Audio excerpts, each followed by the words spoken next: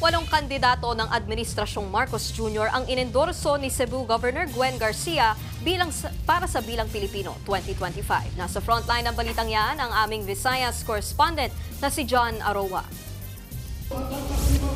Buong norte ng Cebu ang nilibot ng mga senatorial candidate ng alyansa para sa bagong Pilipinas ngayong linggo. Ang Cebu ang isa sa mga vote-rich province ng bansa kung saan abot sa 3.7 million ang rehistradong botante sa probinsya. Sa 11 kandidato, 8 opisyal lang ang naiproklama ni Governor Gwen Garcia na suportado ng One Cebu. Kabilang dito sina Manny Pacquiao, Tito Soto, Ping Lacson, Bong Revilla, Pia Cayetano, Camille Villar, Francis Tolentino at Binhor Abalos. Kabilang sa mga pinuntahan nila ang bayan ng Konsolasyon.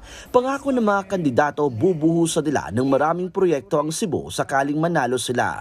Hindi naman malinaw kung bakit wala ang ilang senatorial candidates ng alyansa at kung bakit hindi sila naiproklama ng One Cebu. Paliwanag ni Garcia na kabatay sa kanilang prinsipyo ang pagsuporta nila sa mga kandidato. Pero binigyang diin din ng gobernadora na hindi siya nagsalita laban sa mga Duterte. Malaki raw kasi ang kanyang utang na loob sa dating Pangulo na nakakulong ngayon sa International Criminal Court sa The Hague, Netherlands. Pero sinabi rin ni Garcia na nire-respeto rin niya si Pangulong Bongbong Marcos. Nagbabalita mula sa frontline, John Aroa, News 5 Visayas.